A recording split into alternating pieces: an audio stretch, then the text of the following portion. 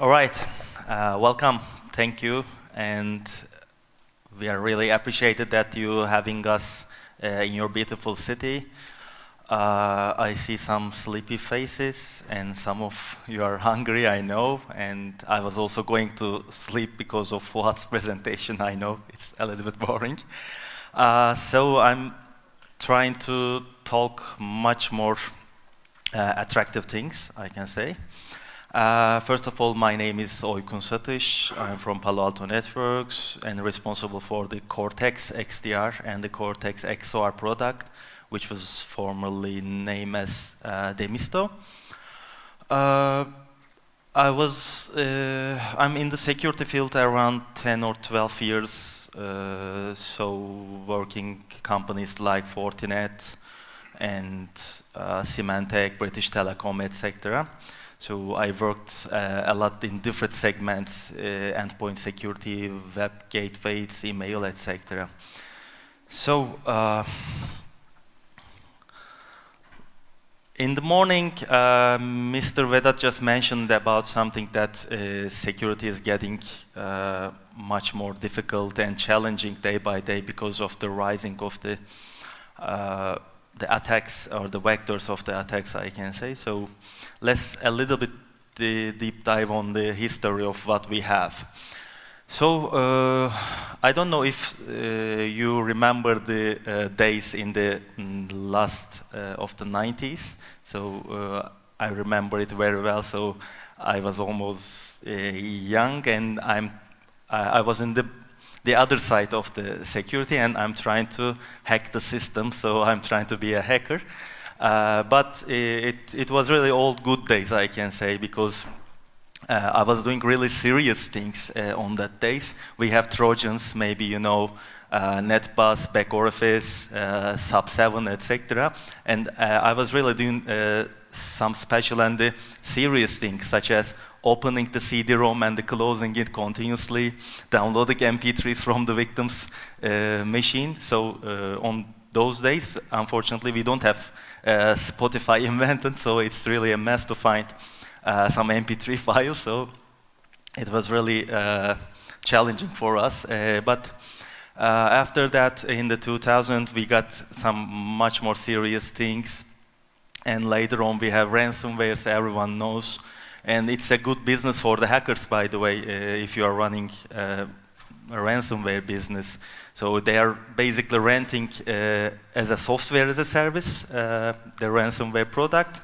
And they are just, the only thing that they have to do is just spread the file that is going to encrypt the machine, and after that, it's just like a retail store. They are just opening the doors in 9 a.m. and waiting for their customers to come to that store and be infected. So, but after that, as you all know, all the vectors are changing, and they are now utilizing the cloud. They are now utilizing the machine learning and the artificial intelligence things to find the ways to breach our system. So it's really important that we have to find a way to use and utilize those kind of technologies as well while we are securing our networks.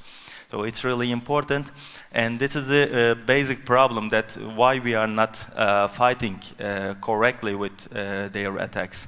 So as you all know, we have too many products running in our environments, over 30 of different products, point products, as Vedat mentioned earlier today, in your environment. And it's really mess to find, really configure them, really take care of them. And it's somehow after that, let's say you are purchasing a product which might have saved your life in some day, but on the other hand, after that, it's really creating problems and the vulnerabilities in your network, which because of you are not able to configure it correctly because you have limited resources, and it's not really easy to solve or to take care of every product in your network. So in a picture, it looks like a kind of thing in a real security operations center.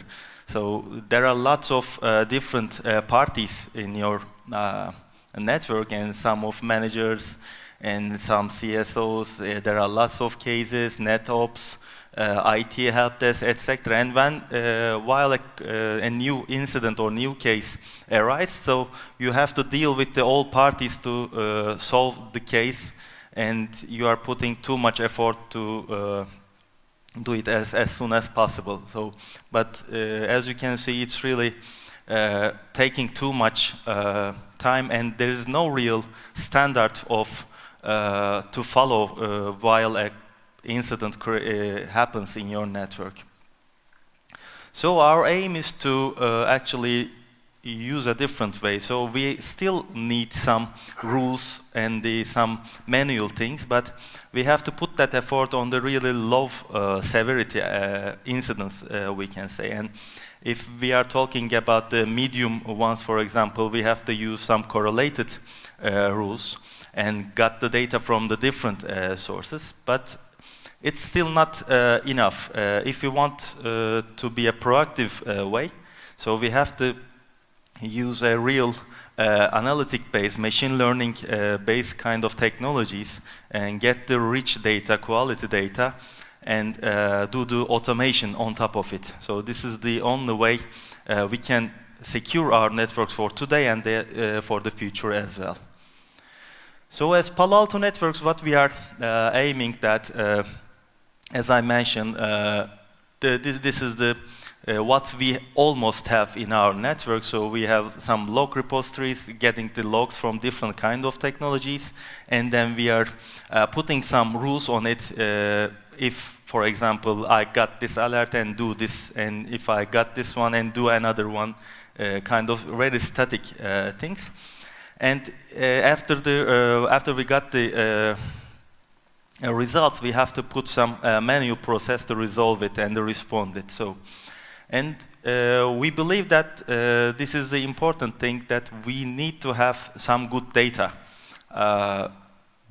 rich data, I can say, because without a good data, we really don't understand that if someone is just trying to access our network in some part of the points.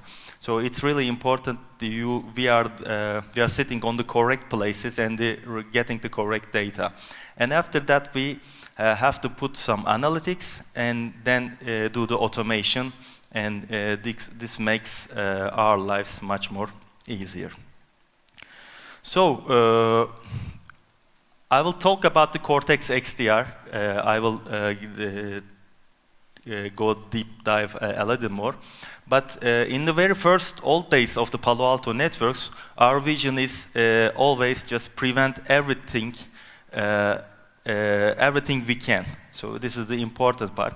And the everything rest, we can't prevent it.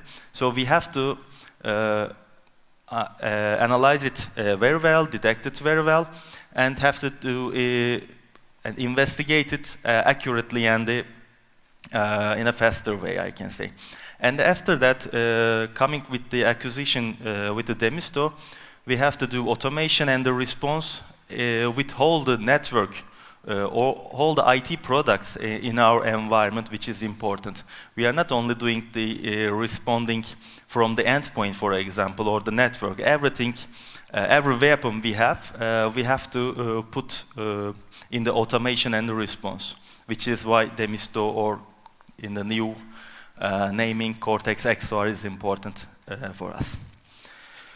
So with this life cycle, we are using the Demisto and the Cortex XDR together, and I can say the half of the screen is just about the Cortex XDR Demisto, and the left side is based on the Cortex XDR. So we can do machine learning, investigation response, endpoint protection, and the automation, collaboration, everything that SOC needs. So this is how Cortex XDR works, and the features and the components. So we have a real important part, which is Cortex Data Lake, which is, you can think about a data warehouse inside of the cloud, and every point that we sit on that just collect that all the data, all the rich data, and put on the Cortex Data Lake. And after that, we are doing analytics on top of that. So why we are calling that XDR and not EDR? Because we are collecting data from every data point, from the network, from the endpoint, cloud, and the third party as well, which is a new thing for us as well. Cortex XDR, after that, all the collection of data points, now we can provide very good technology on top of it. Cortex XDR is not just an EDR product, but it can also handle endpoint protection very well, user behavior analytics, and NTA, network traffic analysis, and the EDR part as well, because we are collecting the data from the network, cloud, to the endpoint. And also, which is a good slide, that after we invent the XDR thing, it's very nice that all our competitors are following us on that way, and they are inventing or creating new products or changing their visions to XDR. This is a good thing, because it's not we are not thinking like, oh, look, they are copying us. It's not kind of thing, but we are happy because we understand that we have a good vision, solid vision, and everyone in the security industry is just doing the same vision. After that, as you can see, there are Trend Micro and Logarithm, etc. Now we have also Sentinel-1 doing the same product naming and the vision, which is also nice. So what is Cortex XDR capable to do? First of all, we have very good malware protection, and which is basically coming the days from the traps. Maybe you know about it, but we have put too much effort on it and almost rewritten the code from the scratch, and we have good, very good technologies inside of it. But the important part is signatureless. So we really don't to use signatures. For example, if you have a closed networks or maybe an ATM machine, etc., you can easily put the Cortex XDR agent for the prevention. So we have a power and strength coming from the Wildfire, which is our sandboxing technology in the cloud. And also we have very unique technology which is capable to protect almost every kind of vulnerability and the exploit. The good thing is we are not really, we really don't care about which application and which version have some vulnerabilities. We just really take care of the methods of that vulnerability is using. For example, we can say a DLL injection, return-oriented programming injection. So there are lots of different kind of methods that hackers are using to take advantage of the vulnerabilities. But as I mentioned, we really don't care about the software version or which vector it's coming. It may be coming from the mail, or it may be come from the drive-by download, etc. We really don't care about it. We just have multi-method technology for both exploit prevention and the malware part. So we can just prevent the method of the exploits. And also that was a prevention part. After, as I mentioned before, the things that we are not able to prevent, which is possible in the world, so we are not able to protect 100%. And the other part is we have to do very good analytics. We have to put some real visualization for your environment, which is easily have to show you where that attack's coming from. So, which is why we are using behavior analytic based things and the machine learning inside of that. As I mentioned, we are collecting the good data and do the analytics, and after that we are doing the response.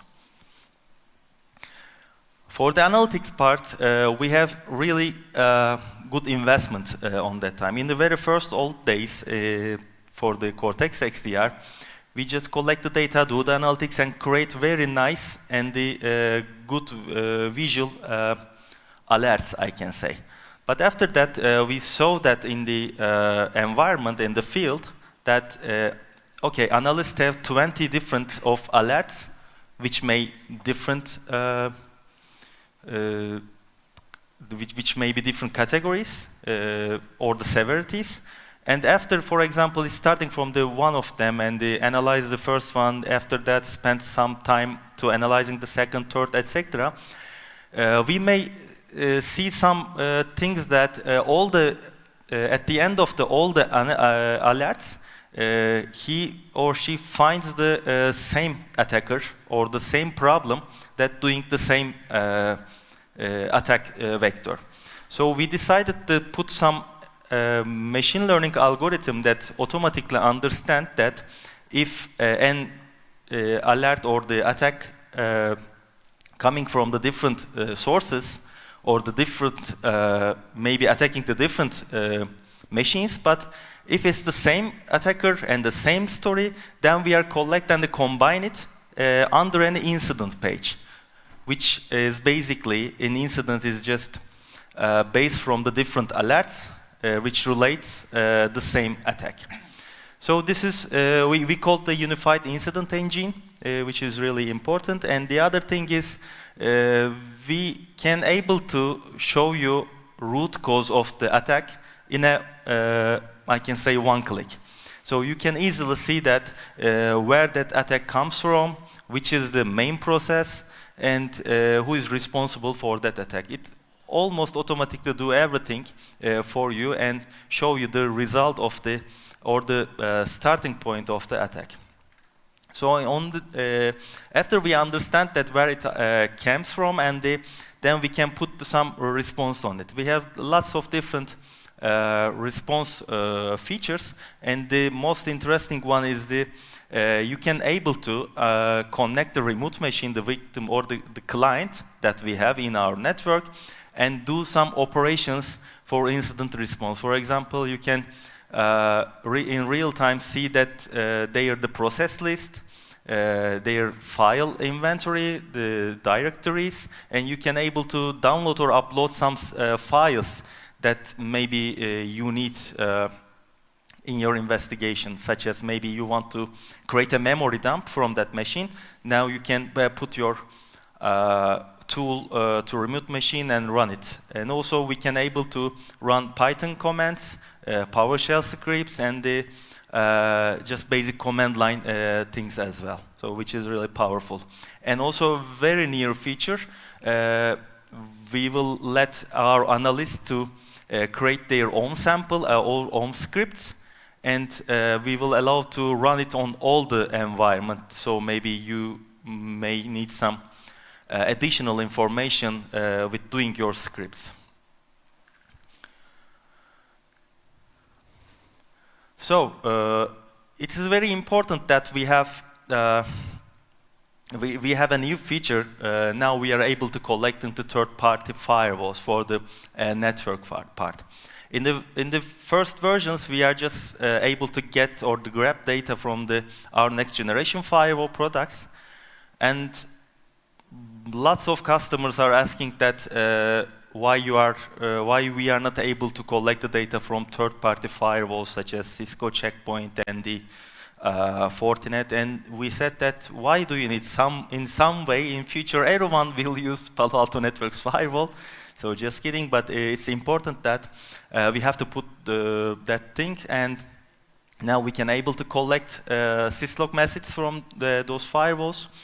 And not only showing as a result of the alert from that point of view, we can able to put that information in our root cause analysis engine as well. So you can able to use checkpoint logs, for example, checkpoint alerts, and put our machine learning and the behavior analytics rules, and then you can see that some point we find that or resolve that issue by using the checkpoint logs, I can say.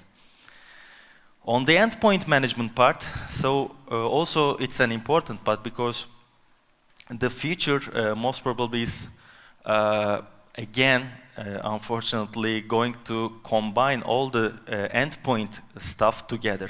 So in the very first days, as you know, we have antivirus technologies, then we have some point we have host firewalls, then we have some host IPS technologies and device control and the encryption, etc. And after that, some vendors just collect it together under an engine or an agent. And now after that, there are some kind of technologies invented such as next generation endpoint or the prevention things like we have in the traps, or also some EDR technologies. Now we can see that the vision of endpoint technologies is again combining all the things, but in a new futuristic way, I can say.